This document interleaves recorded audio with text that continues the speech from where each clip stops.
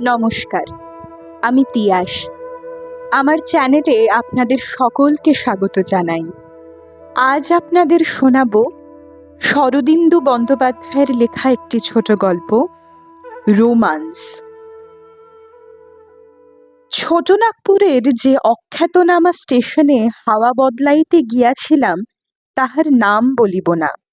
পেশাদার হাওয়া বদলকারীরা স্থানটির সন্ধান পায় নাই। এখনো সেখানে টাকায় ১৬০০ দুধ এবং ২ আনায় একটি হৃষ্টপুষ্ট মুরগি পাওয়া যায়, কিন্তু চাঁদেও কলঙ্ক আছে।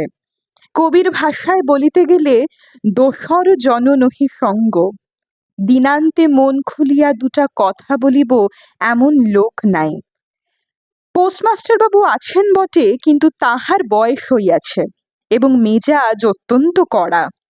তাছাড়া স্টেশনের মালবাবুটি আছেন বাঙালি, কিন্তু তিনি রেলের মাল ও বোতলের মালের মধ্যে নিজেকে এমন নিঃশেষে বিলাইয়া দিয়াছেন যে সামাজিক মনুষ্য হিসাবে তাহার আর অস্তিত্ব নাই। দুগ্ধ ও কুক্কুট মাংসের সুলভতা সত্ত্বেও বিলক্ষণ কাতর হইয়া পড়িয়াছিলাম। দিন এবং রাত্রি কোনো মতে কাটিয়া যাইত, কিন্তু বৈকাল বেলাটা সত্যই অচল হইয়া উঠিয়াছিল। যৌবনে বানপ্রস্থ অবলম্বনের যে বিধি ঠাকুরকবি দিয়াছেন, তাহাতে সঙ্গী বা সঙ্গিনী গ্রহণ করিবার ব্যবস্থা থাকিলে আমার আপত্তি নাই, নচেত প্রস্তাবটা পুরামাত্রায় গ্রহণ করিতে পারিতেছি না। যৌবনকালে অবিবাহিত অবস্থায় একাকী হাওয়া বদলাইতে আসিয়া ব্যাপারের গুরুত্ব উপলব্ধি করিতে পারিয়াছি, কিন্তু ২-৪ দিন কাটিবার পর সন্ধ্যা যাপন করিবার একটা চমৎকার উপায় আবিষ্কার করিয়া ফেলিলাম। রেল স্টেশনটি নিরিবিলি, লম্বা নিচু প্ল্যাটফর্ম এ প্রান্ত ও প্রান্ত চলিয়া গিয়াছে। উপরে কোনো প্রকার ছাউনি নাই, মাঝে মাঝে একটি করিয়া বেঞ্চি পাতা আছে। একদিন বৈকালে নিতান্ত হতাশ্বাস হইয়াই একটি বেঞ্চির উপর গিয়া বসিয়া পড়িলাম। মিনিট কয়েক পরে স্টেশনের সামনে একটু চাঞ্চল্য দেখা দিল। তারপরই হু হু শব্দে পশ্চিম হইতে কলিকাতা যাত্রী মেল আসিয়া পড়িল। যাত্রীর নামা ওঠার উত্তেজনা নাই বলিলেই চলে, কিন্তু সারা গাড়িটা যেন মনুষ্য জাতির বিচিত্র সমাবেশে গুলজার হইয়া আছে।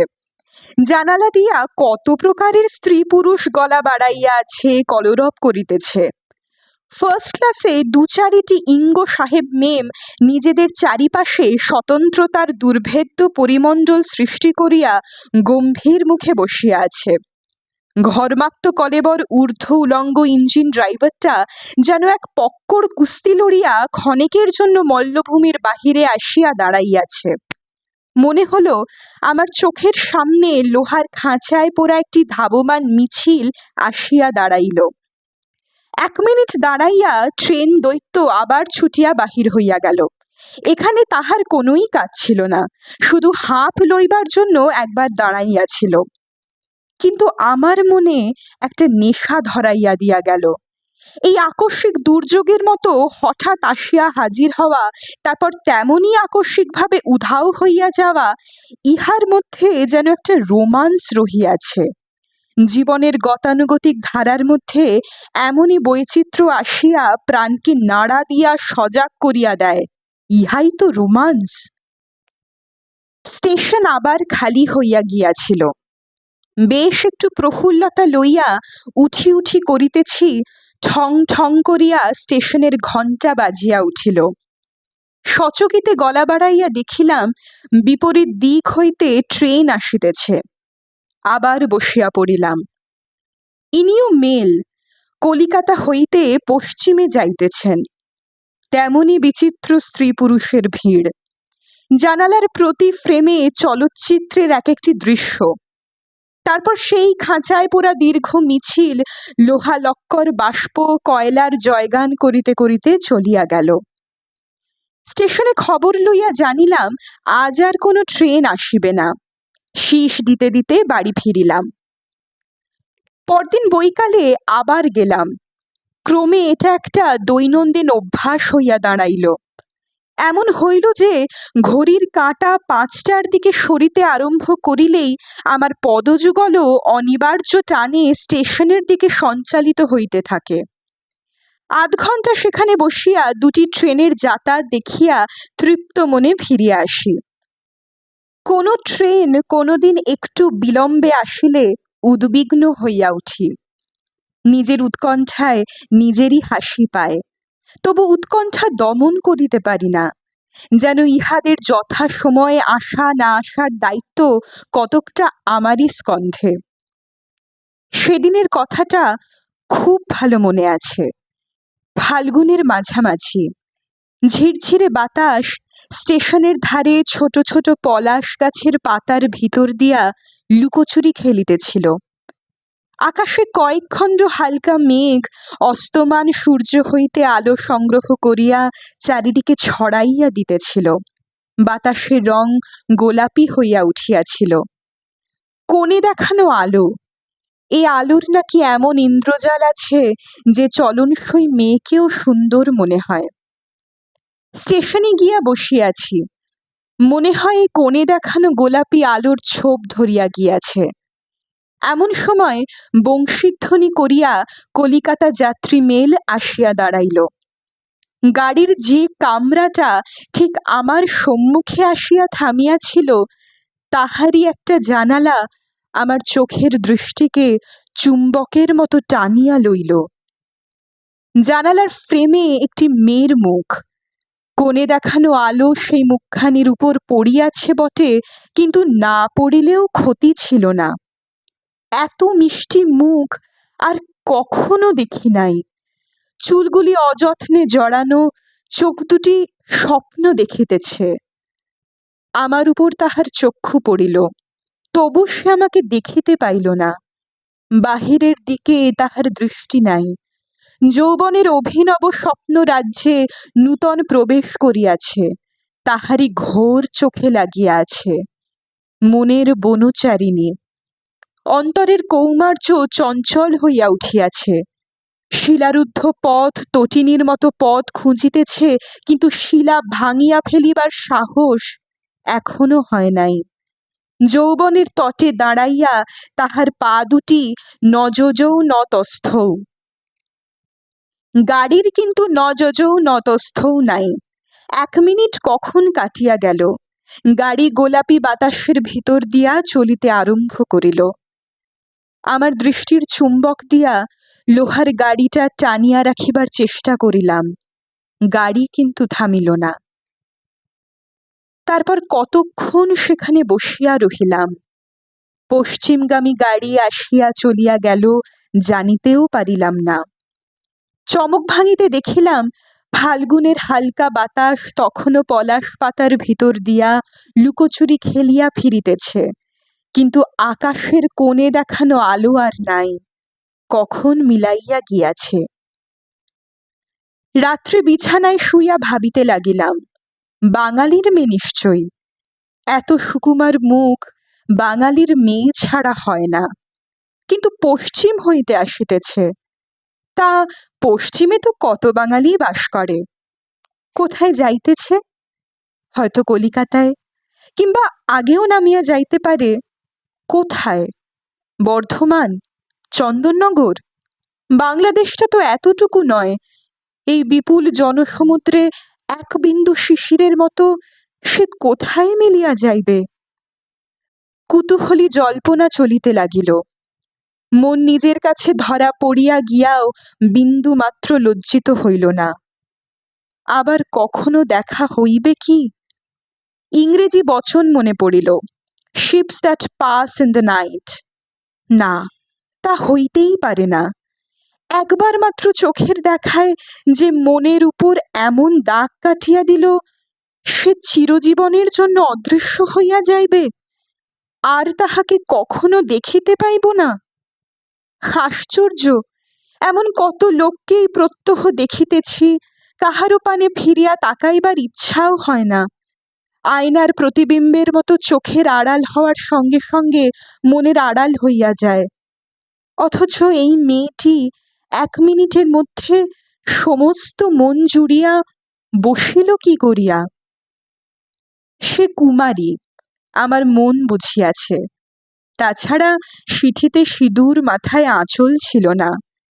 ঠোঁট দুটিও অনাঘ্রাত কচি কিশলয়ের মতো। তবে কে বলিতে পারে, জগতে এমন কত বিচিত্র ব্যাপারই তো ঘটিতেছে। হয়তো আমারই জন্য সে। মন তাহাকে লইয়া মাধুর্যের হোলি খেলায় মত্ত হইয়া উঠিল। পরদিন অভ্যাস মতো আবার স্টেশনে গেলাম। দুটা গাড়ি পরপর বিপরীত মুখে চলিয়া গেল। আজ তাহাদের ভালো করিয়া লক্ষ্যই করিলাম না। মন ও ইন্দ্রিয়গুলি অন্তর্মুখী, বহির্জগৎ যেন ছায়াময় হইয়া গিয়াছে। হঠাৎ মাথার ভিতর দিয়া তড়িৎ খেলিয়া গেল, কে বলিতে পারে, হয়তো এই পথেই সে ফিরিয়া যাইবে। কোথা হইতে আসিয়াছিল জানি না, কোথায় গিয়াছে তাহাও অজ্ঞাত, তবু এই পথেই ফিরিতে পারে তো। পরদিন হইতে আবার সতর্কতা ফিরিয়া আসিল। শুধু তাই নয়, এতদিন যাহা ছিল নৈর্ব্যক্তিক কৌতূহল, তাহাই নিতান্ত ব্যক্তিগত প্রয়োজন হইয়া দাঁড়াইল। পশ্চিম যাত্রী গাড়ি আসিলে আর চুপ করিয়া বসিয়া থাকিতে পারি না। সময় অল্প, তবু সমস্ত প্ল্যাটফর্ম ঘুরিয়া সব জানালাগুলা অনুসন্ধান করিয়া দেখি। হঠাৎ জানালায় কোনো মেয়ের মুখ দেখিয়া বুক ধড়াস করিয়া উঠে। তারপরই বুঝিতে পারি এ সে নয়। মাঝে মাঝে মনে সংশয় উপস্থিত হয়, সপ্তাহ কাটিয়া গেল, কই ফিরিল না তো। তবে কি অন্য পথে ফিরিয়া গিয়াছে? কিংবা যদি না ফেরে, হয়তো চিরদিনের জন্য বাংলাদেশে থাকিয়া যাইবে। এমনও তো হইতে পারে পশ্চিমে বেড়াইতে গিয়াছিল, ফিরিবার পথে আমি তাহাকে দেখিয়াছি। তবে আমি যে প্রত্যহ সন্ধ্যাবেলা ট্রেন সন্ধান করিতেছি, ইহা তো নিছক পাগলামি। আবার কখনো কখনো মনের ভিতর হইতে একটা দৃঢ় প্রত্যয় উঠিয়া আসে, দেখা হইবেই। তাহাকে মনের মধ্যে এত ঘনিষ্ঠভাবে পাইয়াছি যে সে আমার মনের ঘরণী হইয়া দাঁড়াইয়াছে। তাহাকে আর চোখে দেখিতে পাইব না, এ হইতেই পারে না। কল্পনা করি, দেখা হইলে কি করিব? গাড়িতে উঠিয়া বসিব, কিংবা এই বেঞ্চিতে বসিয়া হাতছানি দিয়া তাহাকে ডাকিব? সে একটি কথা বলিবে না, গাড়ি হইতে নামিয়া আমার সামনে স্মিত মুখে আসিয়া দাঁড়াইবে। দুজন হাত ধরাধরি করিয়া স্টেশনের বাহির হইয়া যাইব। পাথরে কাঁকর ঢালা পথ দিয়া গৃহে ফিরিতে ফিরিতে একসময় জিজ্ঞাসা করিব, এত দেরি করলে কেন? কিন্তু তাহার দেখা নাই। তারপর একদিন, সেদিনের কথাও বেশ ভালো মনে আছে। পশ্চিমগামী মেল আসিয়া দাঁড়াইল। বেঞ্চি হইতে উঠিতে হইল না, ঠিক সামনের জানালায়। 12 দিন পরে আবার ফিরিয়া চলিয়াছে। লাল চেলিতে তাহার সর্বাঙ্গ ঢাকা, সিঁথিতে অনভ্যস্ত সিঁদুর লেপিয়া গিয়াছে। চোখের চাহনি তেমনি স্বপ্নাতুর। আমার উপর তাহার দৃষ্টি পড়িল, কিন্তু এবারও সে আমাকে দেখিতে পাইল না। মনের বনচারিণী। কিন্তু তবু আজ কোথায় একটা মস্ত তফাত হইয়া গিয়াছে। সেদিন আকাশের কোণে দেখানো আলো যে বিভ্রম সৃষ্টি করিয়াছিল, আজ তাহা তাহার ভিতর হইতে পরিস্ফুট হইয়া উঠিতেছে। 1 মিনিট, গাড়ি চলিয়া গেল। তারপর কতক্ষণ বেঞ্চিতে বসিয়া রহিলাম। নিজের দীর্ঘ নিঃশ্বাসের শব্দে চমক ভাঙিতে দেখিলাম, ফাল্গুনের হালকা বাতাস পলাশ পাতার ভিতর দিয়া লুকোচুরি খেলিয়া ফিরিতেছে। প্রতি রবিবার করে আপনাদের জন্য নিয়ে আসব বাংলা সাহিত্যের এমনই কিছু কালজয়ী সৃষ্টি। আমার চ্যানেলটি যদি আপনাদের ভালো লেগে থাকে, তাহলে অবশ্যই কমেন্টে জানাবেন এবং লাইক, শেয়ার ও সাবস্ক্রাইব করবেন। আজকের মতো এখানেই বিদায় নিচ্ছি। আবার দেখা হবে। সবাই ভালো থাকবেন। নমস্কার।